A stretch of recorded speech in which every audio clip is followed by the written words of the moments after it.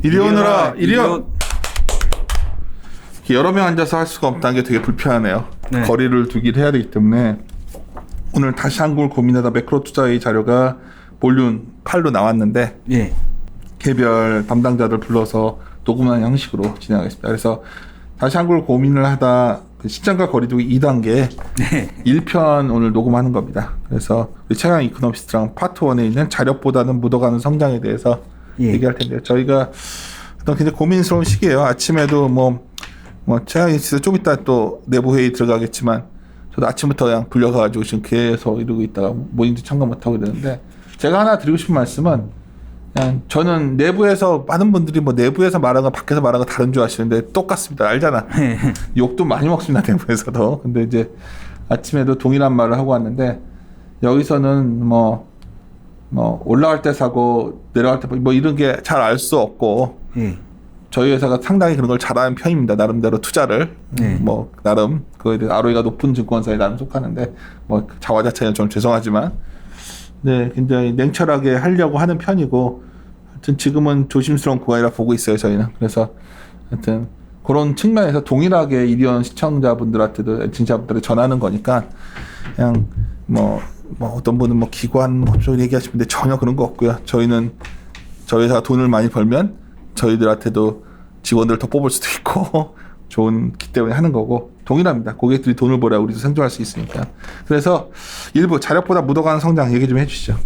예, 뭐 엄청 부정적이다라고 얘기하시면 제목이 뭐 어쩔 수 없는 건데 코스피나 이런 주가 지수가 올라가다 보니까 결국 경제에서 고민해야 되는 거는 그러면은 한국의 성장이 나올 수 있느냐라는 부분이고요.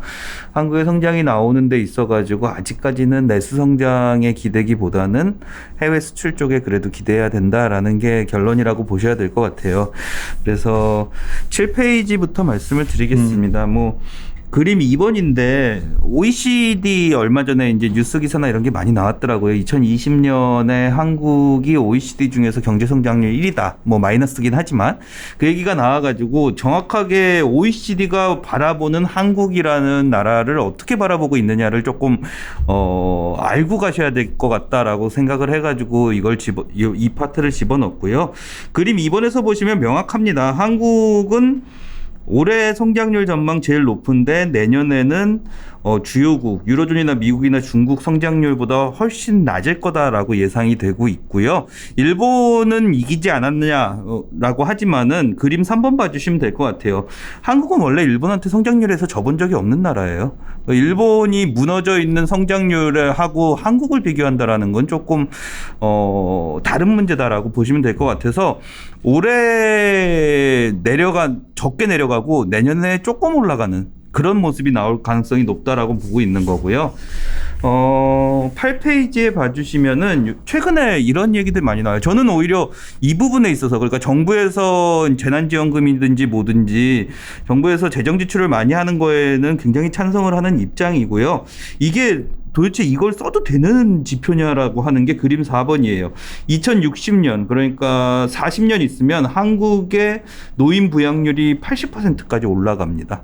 그러면은 결국에는 역동성이라는 것 자체는 사라져버린다라고 보시면 될 것 같고요. 그래서 그게 나오기 전에 어떤 식으로든지 한국이 성장할 수 있는 근거를 마련을 해야 되는데 저는 지금 시점이라면 그림 6번 보시는 것처럼 한국 부채 비중 많이 낮습니다. 뭐 이제 뉴스플로우나 이런 데서 설명하는 게 한국이 GDP의 반에 해당하는 부채를 막 만들어내려고 그런다 이런 식으로 얘기하지만 안 그런 나라가 없습니다. 이게 굳이 이거를 GDP의 반이라고 표현하는 게 맞냐라는 입장에서는 저는 40% 50% 이런 거를 한계를 결정할 수 있는 기준점이라는 건 논리적으로는 없다라고 말씀을 드리고 있는 거고요. 그래서 오히려 정책적으로는 지금 상황에서는 계속해서 재정 확대 정책, 부채 확대 정책으로 가는 게 맞지 않느냐라는 입장에서 말씀을 드리고 있습니다. 다만 이제 9페이지에서 보시는 것처럼 그림 7, 8인데 정부가 될 수 있으면은 이제 돈을 많이 풀어주고 그다음에 그린뉴딜이나 뭐 재난지원금이나 이런 돈들을 써주는 거는 긍정적인데 반대 부분에서 이제 지나치게 경제 시스템 자체를 건드리는 정책이 나오고 있다라는 게 OECD에서 얘기하고 있는 거고요. 최저임금 같은 경우나 아니면은 생산 시장에 대한 규제 같은 것들이 지나치게 강하게 들어가고 있다라는 측면에서는 조금 조심할 필요가 있다라고 말씀을 드리고 있습니다. 일반적으로 이제 자본주의나 아니면은 뭐 자유주의나 뭐 이런 걸로 이념적으로 싸움이 되는데 기본적으로는 이렇게 보는 게 맞을 것 같습니다.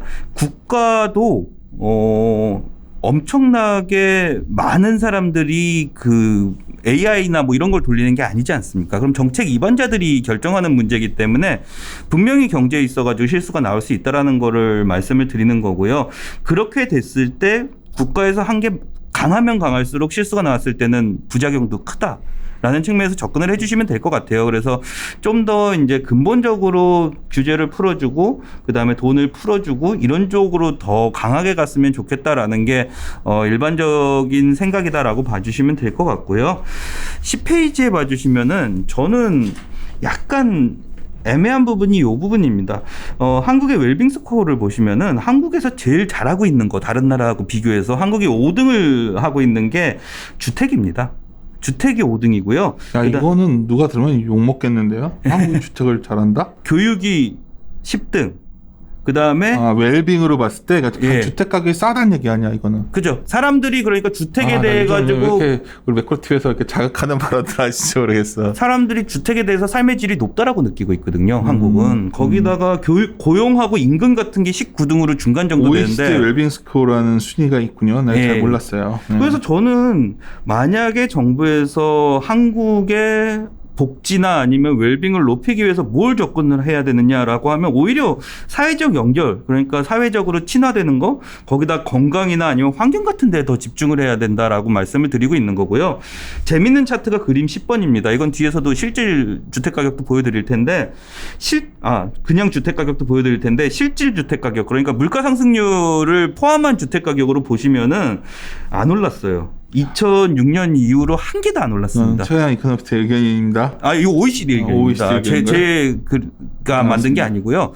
이 얘기가 뭐냐면요. 근데 이게 당연히 그럴 수밖에 없어요. 한국은 성장성이 높았어가지고 물가 상승률이 나쁘지 않았었거든요. 2% 이상 나왔었는데 연간으로 2006년부터 2020년까지 14년 동안 물가 상승률이 2%씩 매년 올랐다라고 생각을 해보시면은 주택 가격이 이렇게 높아진 거에 대해서 이해가 가실 거다라고 말씀을 드리는 거고요. 그러니까 물가보다 더 빠르게 주가가 오른 게 아니라는 거네요. 그렇죠. 물가랑 비슷하게 오른 거죠. 근데 이게 아무래도 주택이다 보니까는 사람들이 그런 생각, 집값인데 왜 이렇게 많이 올랐어? 라고 생각을 하시겠지만 OECD 국가들 주택 가격 보시면 어마어마하게 올랐거든요, 진짜로. 그래서 가끔 근데 이게 반대로 생각해 보시면 이렇게 말씀을 드리고 싶어요. IMF나 이런 데 주택 가격을 보시고 말씀하시는 것 중에 하나가 2018년, 2019년에 한국의 주택 가격이 별로 오른 게 아니다. 강남 집값이 올랐기 때문에 많이 오른 것처럼 보이지만 주택 가격이 정책 실패 때문에 오른 건 아니다라는 이제 의견들도 많으신데 저도 전국 집값으로 보면 그럴 수 있다라고 말씀을 드리고 있습니다. 근데 제가 의문을 가지는 건 그렇게 주택 가격이 많이 안 올랐는데 왜 그렇게 주택 가격을 잡기 위해 가지고서는 여러 가지 정책들을 집중을 하고 있느냐라는 부분이 있는 거죠. 그래서 오히려 저는 건강이나 환경 쪽으로 조금 더 들어가는 정책이 많이 나왔으면 하는 거고 그게 그린 뉴딜 요번에 나온 것도 포함되는 게 아니냐. 야, 그 그림 11도 상당히 흥미롭네요.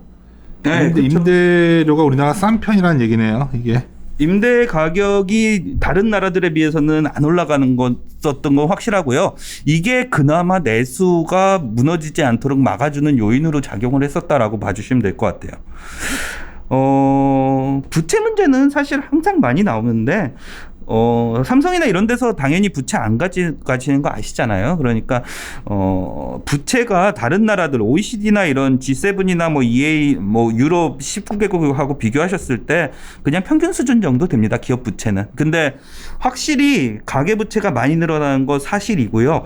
가계 부채에 대해서는 조심을 하셔야 되는 게 맞다라고 말씀을 드리는데 다만 요번에 이제 정부 들어오면서 가계부채 증가율을 거의 한 4% 수준까지 내려놨거든요. 그래서 지금 정도 수준에서 플랫하게만 유지해 주면은 그렇게 나쁜 거는 아니다라는 말씀을 드리고 있는 거고요.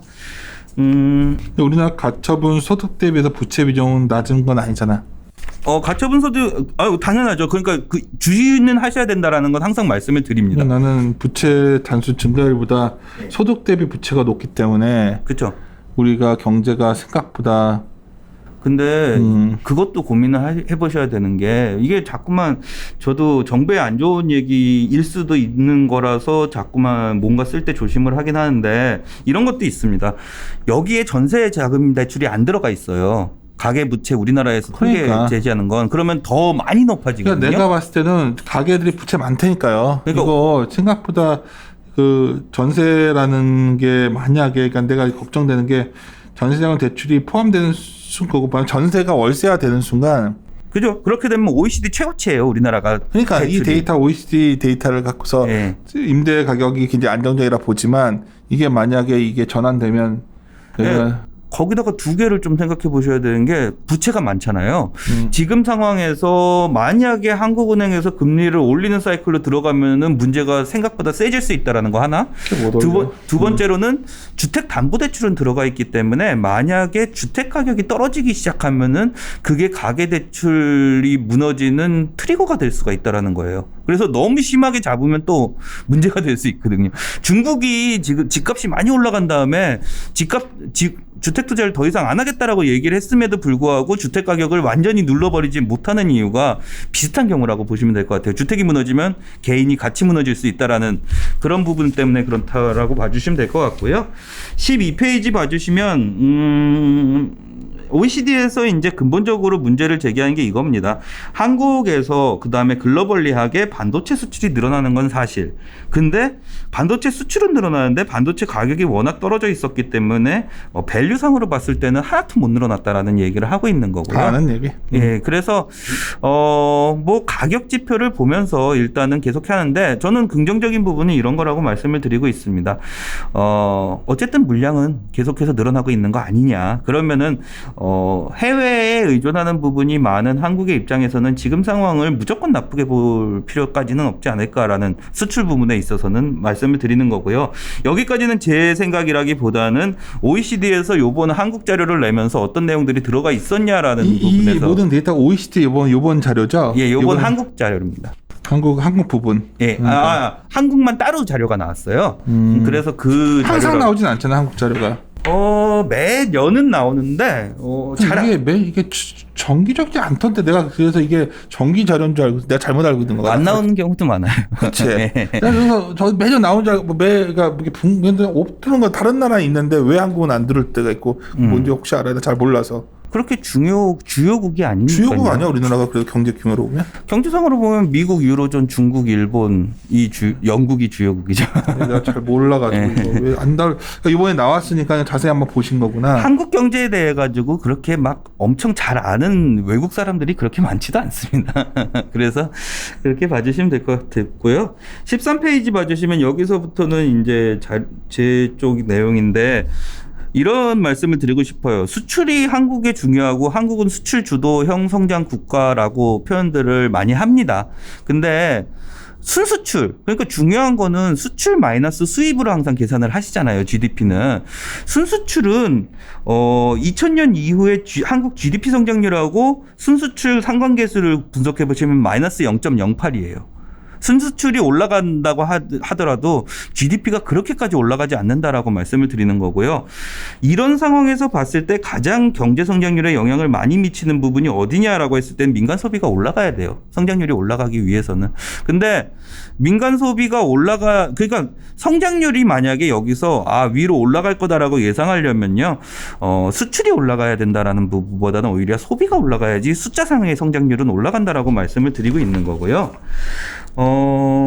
이 14페이지 보시면 전에 오만과 편견에서도 말씀드렸던 표인데 한국은 금융위기 이후에 재밌는 지표가 나오는 게 주택 가격이 올라가도 소비가 줄었습니다. 근데 또 다른 부분에서 보시면요. 그림 22인데요. 24개월 이제 이동 평균이죠. 2년의 이동 평균을 보시면은 그림만으로 보더라도 주택 가격하고 그래도 소매 판매는 비슷하게 움직였는데라고 생각을 해 주실 수 있을 것 같고, 이게 기간을 끊을 때마다 다릅니다. 2006년에서 8년까지 끊어 보면은 그때는 마이너스 0.18로 상관계수가 오히려 반대로 가는데 2009년에서 2015년 사이에는 0.34로 주택 가격 상승이 소매 판매에 굉장히 크게 긍정적인 영향을 미쳤다라고 생각을 해주시면 될 것 같고요. 2016년에서 지금까지도 플러스입니다. 이게 근데 최근에 이제 소매 판매가 워낙에 급락을 하다 보니까 코로나 때문에 상관계수 자체가 낮아진 현상이 나타나기는 하는데, 어쨌든 전반적인 그림에서 봤을 때 주택 가격 상승이 다시 소비 확대로 연결이 되기는 한다라고 봐주시면 될 것 같고요. 저는 그게 왜 그 현상이 2009년 이후에 왜 나타났느냐라는 부분에 있어가지고 오히려 이 부분도 영향을 미치지 않았나라고 보고 있습니다. 그림 15페이지의 그림 25인데 주택 가격 상승한 게 자산 효과도 있었지만은 주택 가격 상승한 자산 효과하고 주택 가격 상승 때문에 전세 가격이 올라가는 돈을 묶어버리는 현상이 동시에 발생을 하는데, 한국 같은 경우에는 그림 25에서 보시는 것처럼 2017년부터 2019년 말까지는 사실 임대 가격이 하락했었습니다. 임대 가격이 하락을 하는 모습이 나오다 보니까 결국에는 사람들이 쓸 수 있는 돈이 그래도 여유가 꽤 늘어났었다라는 부분에서 말씀을 드리는 거고요. 이때가 왜 그러냐면은 저 임대사업자가 나오면서 생각보다 임대료를 그렇게 안 올렸어요. 근데 2019년 말부터 임대사업자 그 혜택 폐지하고 임대차 3법 통과되면서 임대 가격을 계속해서 올리기 시작하는 사이클로 들어갔다라고 말씀을 드리는 거고요. 저는 주택 부분에 있어가지고 지금까지 소비에 긍정적인 영향을 미쳤던 부분들이 지금부터는 오히려 다시 과거처럼 마이너스 효과로 갈 가능성이 높아졌다라는 부분으로 말씀을 드리는 거고요. 아까 이제 16페이지 OECD 이거 어떻게 믿어라고 말씀하시는 분들이 계셔가지고 그림 27번 봐주시면은 한국의 주택가격 상승률 그냥 일반 상승률로 봐도 그렇게 안 높습니다. 미국은 굉장히 많이 높게 올라갔었고요. 유로존도 지금 상황에서 2015년 이후부터는 한국보다는 주택가격 상승률이 높았어요. 우리나라 같은 경우에는 어디랑 비슷하냐라고 하면은 일본이랑 비슷하게 상승을 했었던 건데 그 정도면은 사실 주택가격이 어마어마하게 삶에 영향을 미치고 주택가격 때문에 사람들이 힘들어지고 이거하고는 좀 다른 개념이다라고 봐주시면 될 것 같아요. 17페이지 봐주시면 어쨌든 주택가격은 민간 소비에 그렇게 좋은 영향은 못 미칠 것 같고 그러면은 소비는 뭘로 하느냐? 소득이 가장 중요한 부분인데 소득이 최근에 오면 올수록 2015년부터 시작해가지고 지금까지 고정수익이라는 항목 중에서 소득이 가지는 비중이 70%에서 62%까지 하락을 했습니다. 뭐 물론 코로나 때문인 영향도 있지만 67%까지 계속해서 점진적인 하락을 보여온 건 맞고요. 대신에 뭐가 올랐느냐라고 하면 이전 소득이 올랐어요. 이전 소득은 이제 정부 지원금이나 이런 걸로 고정수익을 가져가시는 건데 이런 상황에서 보면은 사실은 노동 그러니까 임금이 올라가 가지고 그게 소득으로 들어가서 소비를 한다라는 개념에서는 부정적인 개념인 거는 확실하다라고 말씀을 드리고 있는 거고요. 18페이지에 봐주시면은 실제로 그림 그려 보시면은 뭐 엄청 뚜렷한 효과는 아니지만 한국의 노동 수익 비중은 점진적으로 줄어오고 있고 이전 수익 비중은 점진적으로 올라가고 있는데 문제가 되는 거는 그림 33에서 보시는 것처럼 자영업 수익 비중은 많이 줄었습니다. 많이 줄어드는 모습. 자영업의 몰락이 정말 심각한 것 같아요. 예, 그래서 전반적으로 돈을 고정 수익을 버는 거에 대해서는 생각보다 그렇게 크지는 못하게 벌고 있는데 그림 35에서 보시는 그림이 뭐냐면 부정기 수익이라는 게 그냥 한 번씩 돈 버는 기회가 생기잖아요. 그냥 자기 임금 아니더라도. 근데 이런 수익도 이제는 많이 줄어들었다라고 보시면 될 것 같아요. 그래서 이게 말씀드리는 이유가 이런 게 많이 줄어들었기 때문에 수익 측면에서 자기가 임금으로 벌거나 아니면은 비정기적으로 벌 수 있는 돈이 줄어들었으니까 당연히 소비에 그렇게 크게 긍정적인 효과는 못 미칠 거다라고 말씀을 드리는 거고, 그러면은 수익이 줄었으면 오히려 여기서부터는 고용이 늘어날 수 있는 기대감이라도 생겨야 되는데 19페이지에 보시는 것처럼 실업률 사실 저는 지금도 2018년에서 19년 사이에 왜 이렇게 한 번 급락했었는지는 잘 모르겠어요. 잘 모르겠는데 뭐 비정규직이 많이 늘었다 뭐 이런 얘기들도 있지만 고령 인구 그때 고령이나 데이터 방식 바꿨던 거 아니야? 예, 뭐 그런 부분도 분명히 적용이 되고요. 그래서 어찌 됐든지 간에 추세적으로 봤을 땐 상승하고 있다라고 보시는 게 맞을 것 같고, 그러면은 임금이 고정수익에서 차지하는 비중이 줄어들고 있는데 고용은 더 이상 안 늘어날 것 같고, 거기에 주택 가격이 소비에 긍정적인 영향을 못 미친다라는 측면에서 보시면은 한국 내수 확대에 대해서는 기대감을 조금 지금은 접으시는 게 맞지 않느냐라는 말씀을 드리고 있는 거고요. 한국의 내수 확대를 할 수 있는 거 아까 앞에 OECD에서도 얘기했었지만 20페이지에 그림 40번 보시면요. 중앙은행이 자산 매입을 거의 안 했습니다. 자산 매입 거의 안 했고 GDP 대비로 비교해 보셔도 주요국 대비해서는 거의 정책적인 변화가 없다라고 보시는 게 맞을 것 같아요. 제가 우리나라 정부나 아니면은 한국은행에 대해서 굉장히 이제 아쉬운 부분 중에 하나가 뭐냐면은 다른 나라들이 펼칠 때 이게 환율에 영향을 미칠 수 있는 요소들이기 때문에 이런 정책들을 좀 더 강하게 펼쳐가지고 경제의 역동성을 주기 위해서는 다른 주요국, 특히 미국이 펼칠 때 같이 펼쳐서 묻어가는 게 제일 좋습니다. 그러면 걔네들도 욕 못하거든요. 일본이 그런 식으로 해가지고 엔화를 약세로 만들어버려가지고 지금은 문제가 되지만 아베노믹스 같은 게 성공을 했던 거고. 그러니까 아베노믹스를 참여했지만 결국 예. 그런 무리한 환율 정책이 예. 뒷감당 안 되는 거 아니에요 지금? 환율 정책이라기보다는 저는 일본 지금 뒷감당 안 되는 거는 코로나 때문인 것 같은데요. 근데 그러니까 그때 펼쳐야지 욕을 안 먹어요 국제사회에서.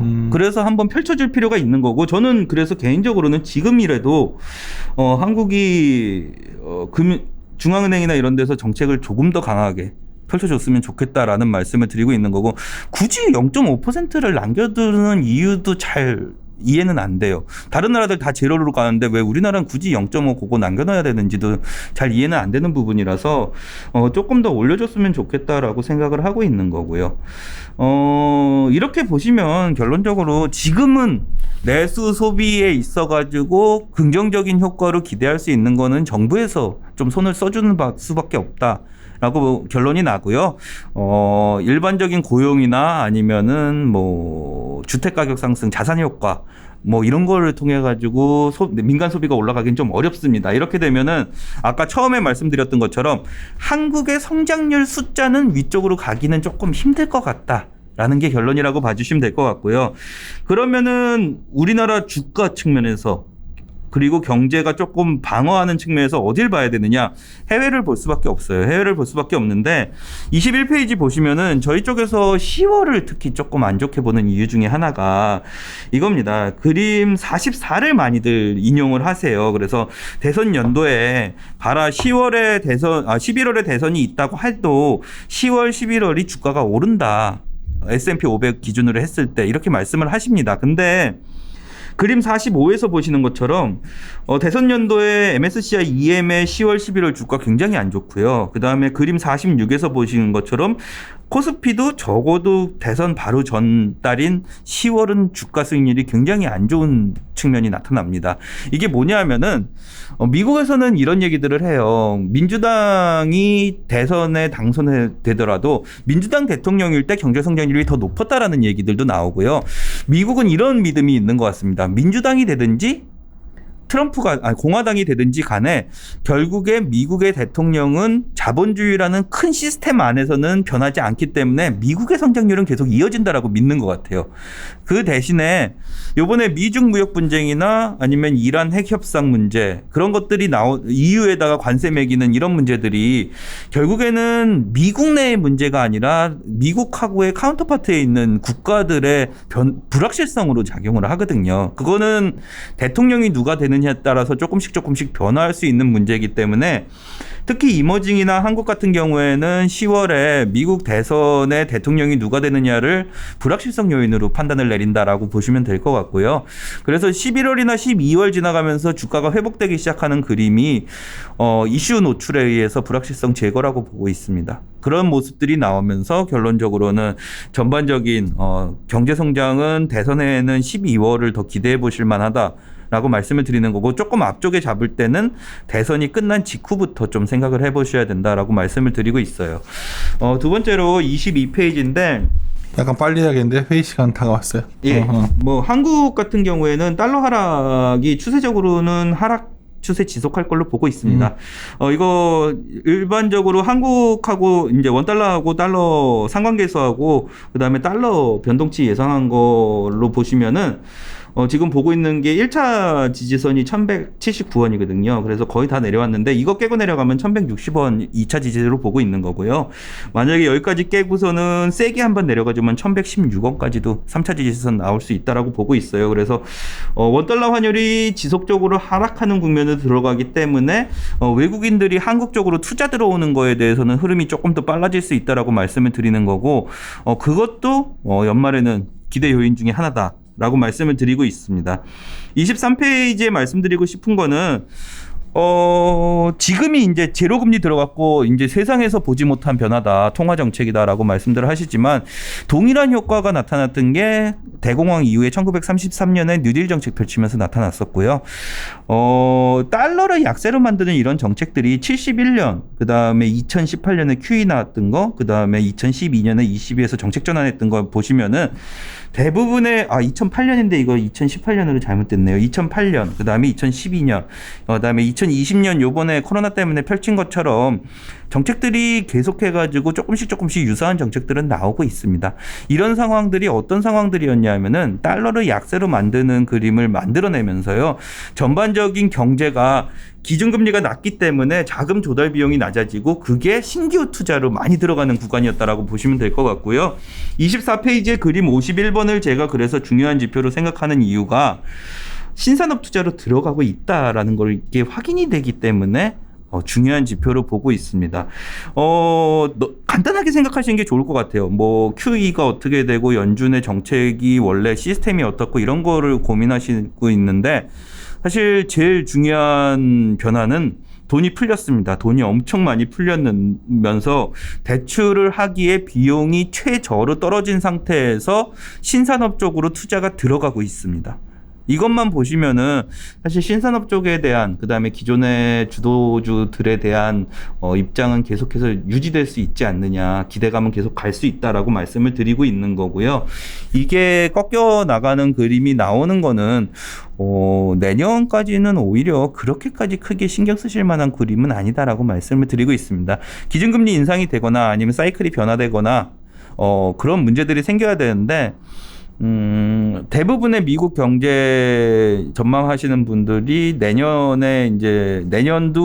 코로나 이전을 회복을 못할 거다라고 예상을 하시거든요. 그러면은 제가 보기에는 내년까지는 기준금리 인상 못한다라고 말씀을 드리는 거고, 그럼 지금 같은 상황이 계속해서 장기적으로는 이어질 거다라는 말씀을 드리고 있습니다. 그래요. 할 얘기가 좀 있었는데 지금 10시에 지금 회의가 있기 때문에 네. 더 진행하고 빨리 마무리 지어야 될 것 같네요. 그 1부 녹음 있다가 2부는 신유호 팀장 또 회의 끝나고 나서 녹음해가지고 하여튼 저는 뭐 무슨 내용인지 한번 자료 같이 읽으시면서 들으시면 더 도움이 되지 않을까 싶습니다. 네, 마무리 짓도록 하겠습니다. 네. 이리 오너라. 이리 오.